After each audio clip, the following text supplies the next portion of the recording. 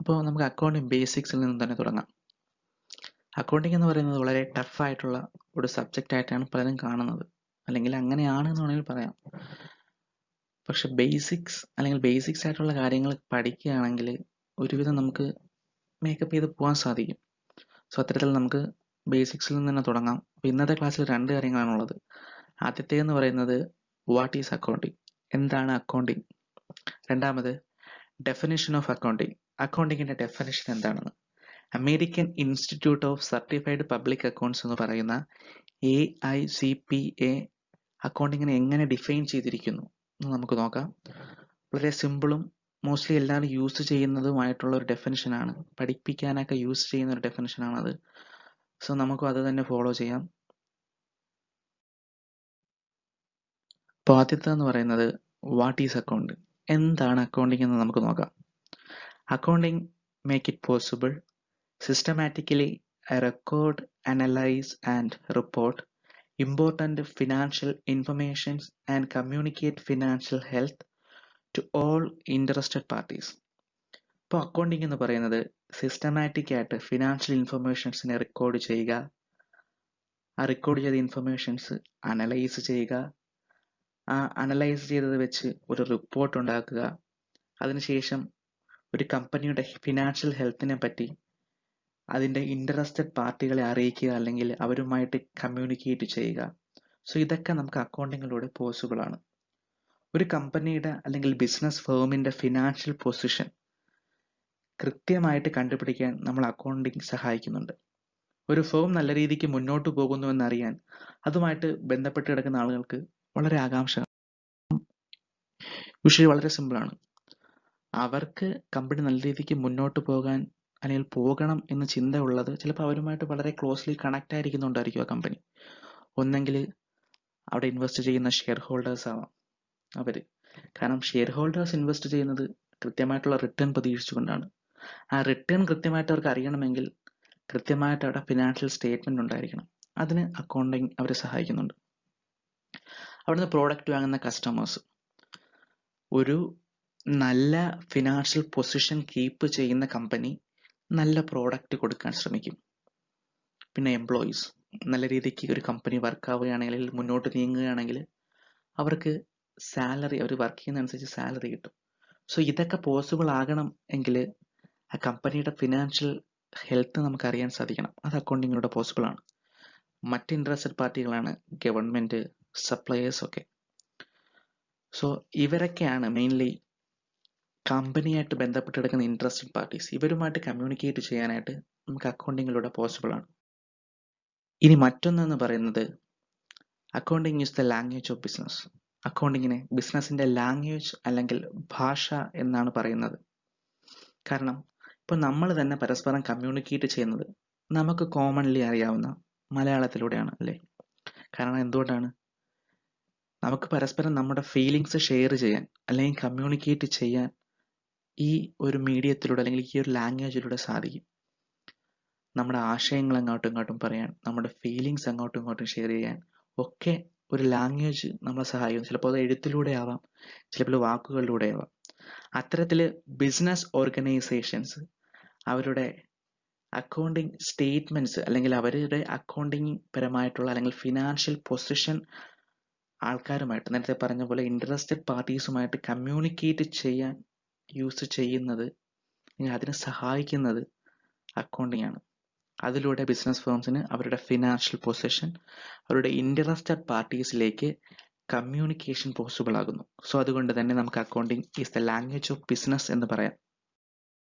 അതുപോലെ തന്നെ accounting is the backbone of business. അക്കൗണ്ടിങ്ങിനെ ബിസിനസിന്റെ ബാക്ക് ബോൺ അല്ലെങ്കിൽ നട്ടെല്ല് എന്ന് നമുക്ക് പറയാം. കാരണം എന്തെന്ന് വെച്ചാൽ every business needs reliable data to make decisions. എല്ലാ ബിസിനസ് ഫേംസിനും നല്ല ഡിസിഷൻസ് എടുക്കണമെങ്കിൽ കൃത്യമായിട്ടുള്ള ഫിനാൻഷ്യൽ ഇൻഫർമേഷൻസ് അല്ലെങ്കിൽ ഡേറ്റ അവൈലബിൾ ആയിരിക്കണം. കാരണം അത്തരത്തിലുണ്ടെങ്കിൽ മാത്രമേ മുന്നോട്ടിന് എന്ത് ചെയ്യണമെന്നൊക്കെ തീരുമാനിക്കാൻ പറ്റൂ. അക്കൗണ്ടിങ്ങിലൂടെ കൃത്യമായിട്ട് ഫിനാൻഷ്യൽ ഡിസിഷൻസ് എടുക്കാൻ അവരെ സഹായിക്കുന്നുണ്ട്. ഓരോ ബിസിനസ് ഫേമും അവരുടെ ഫിനാൻഷ്യൽ ഡിസിഷൻസ് എടുക്കുന്ന അല്ലെങ്കിൽ അവരുടെ മുന്നോട്ടുള്ള രീതികൾ എന്തെന്ന് നിശ്ചയിക്കുന്നത് അവരുടെ ഫിനാൻഷ്യൽ സ്റ്റേറ്റ്മെന്റ് അടിസ്ഥാനമാക്കിയായിരിക്കും. അവരുടെ പ്രോഫിറ്റ് എത്ര, അവരുടെ ആ വർഷത്തെ ലോസ് എത്ര, അവർക്ക് എത്ര അസറ്റ് ഉണ്ട്, അവർക്ക് എത്ര ലയബിലിറ്റി ഉണ്ട്. സോ ഇതൊക്കെ മനസ്സിലാക്കാൻ സാധിച്ചാൽ അവർക്ക് അതനുസരിച്ച് ഡിസിഷൻ എടുക്കാൻ സാധിക്കും. അക്കൗണ്ടിങ്ങിലൂടെ ഇത് പോസിബിൾ ആണ്. ഇനി അടുത്തത് ഡെഫിനിഷൻ ഓഫ് അക്കൗണ്ടിങ്. അക്കൗണ്ടിങ്ങിന്റെ ഡെഫിനിഷൻ എന്താണെന്ന് നമുക്ക് നോക്കാം. American Institute of Certified public accounts എന്ന് പറയുന്ന AICPA ഡിഫൈൻ ചെയ്തിരിക്കുന്നു, അല്ലെങ്കിൽ അക്കൗണ്ടിങ്ങിനെ എങ്ങനെ ഡിഫൈൻ ചെയ്തിരിക്കുന്നു എന്ന് നമുക്ക് നോക്കാം. Accounting is an art of recording, classifying, summarising in a significant manner in terms of money, transactions and events which are at least of financial character, interpreting the results thereof. കേൾക്കുമ്പോൾ അല്ലെങ്കിൽ കാണുമ്പോൾ വളരെ complex ആയിട്ട് തോന്നുമെങ്കിലും ഇതിലെ ചില വാക്കുകളുടെ അർത്ഥം മനസ്സിലാക്കിയാൽ നമുക്ക് ഈ ഡെഫിനിഷനും എളുപ്പത്തിൽ മനസ്സിലാക്കാൻ സാധിക്കും. ഓക്കെ, അപ്പോൾ അതിൽ ആദ്യത്തെ കാര്യം റെക്കോർഡിംഗ് അല്ലേ. Accounting is an art of recording. Accounting എന്ന് പറയുന്ന ഒരു കലയാണ് റെക്കോർഡിംഗ്. ആ റെക്കോർഡിംഗ് എന്ന് ഇവിടെ സൂചിപ്പിക്കുന്നതിന് കാരണം ഫിനാൻഷ്യൽ അക്കൗണ്ടിങ് അല്ലെങ്കിൽ ഒരു അക്കൗണ്ടിങ് പ്രൊസീജിയറിലെ ഏറ്റവും ആദ്യത്തെ സ്റ്റെപ്പാണ് റെക്കോർഡിംഗ് എന്ന് പറയുന്നത്. അവിടെ റെക്കോർഡ് ചെയ്യുന്നത് എന്താണെന്നല്ലേ, ആ എന്റർപ്രൈസിൽ നടക്കുന്ന ഫിനാൻഷ്യൽ കാര്യങ്ങൾ, ഓരോ ദിവസവും നടക്കുന്ന ഫിനാൻഷ്യൽ കാര്യങ്ങളാണ് അവിടെ റെക്കോർഡ് ചെയ്യുന്നത്. ഈ റെക്കോർഡ് ചെയ്യാനായിട്ട് അവർ ഉപയോഗിക്കുന്ന ഒരു ബുക്കുണ്ട്. ആ ബുക്കിനെ നമ്മൾ ജേണൽ എന്നാണ് പറയുന്നത്. ജേണലൈസേഷൻ അല്ലെങ്കിൽ ജേണലിൽ റെക്കോർഡ് ചെയ്യുന്നതാണ് ആദ്യത്തെ സ്റ്റെപ്പ്. അടുത്തത് ക്ലാസിഫൈ. റെക്കോർഡ് ചെയ്യുന്നതിനെ ക്ലാസിഫൈ ചെയ്യണം എന്ന് പറയുമ്പോൾ വളരെ സിമ്പിൾ അല്ലേ. നമ്മൾ റെക്കോർഡ് ചെയ്ത് വെച്ചിരിക്കുന്ന കാര്യങ്ങളെ ക്ലാസിഫൈ ചെയ്യുക അല്ലെങ്കിൽ തരം തിരിക്കുക. ഇത് ലെഡ്ജർ അക്കൗണ്ടിലേക്ക് ജേണൽ മാറ്റുക എന്ന സ്റ്റെപ്പാണ്. എന്ന് വെച്ചാൽ ജേണലൈസ് ചെയ്ത് വെച്ചിരിക്കുന്ന ഇൻഫർമേഷനെ അല്ലെങ്കിൽ ഡേറ്റയെ ലെഡ്ജർ അല്ലെങ്കിൽ പല പല അക്കൗണ്ടുകളിലേക്ക് മാറ്റുക, അതാണ് ക്ലാസിഫൈ. അടുത്തത് സമ്മറൈസ്. നമ്മൾ റെക്കോർഡ് ചെയ്ത് ക്ലാസിഫൈ ചെയ്ത് വെച്ചിരിക്കുന്ന കാര്യങ്ങളെ സമ്മറൈസ് ചെയ്യുക. ഈ സമ്മറൈസിങ് എന്ന് പറയുന്നത് ഫിനാൻഷ്യൽ സ്റ്റേറ്റ്മെന്റ് പ്രിപ്പറേഷനിലെ ഒരു ഇമ്പോർട്ടൻ്റ് ആയിട്ടുള്ള കാര്യമാണ്. ഫിനാൻഷ്യൽ സ്റ്റേറ്റ്മെന്റ് നമ്മൾ ചെയ്തു വെച്ചിരിക്കുന്ന ലെഡ്ജർ അക്കൗണ്ട്സുകളിൽ നിന്ന് ഒരു കൃത്യമായിട്ടുള്ള ഒരു ഫിനാൻഷ്യൽ സ്റ്റേറ്റ്മെന്റ്സ് പ്രിപ്പയർ ചെയ്യാനായിട്ട് സാധിക്കുന്നു അല്ലെങ്കിൽ ചെയ്യുന്നു. അതാണ് അടുത്തത്. പിന്നെ പറയുന്നതെന്ന് പറയുന്നത് transactions and events which are at least of financial character.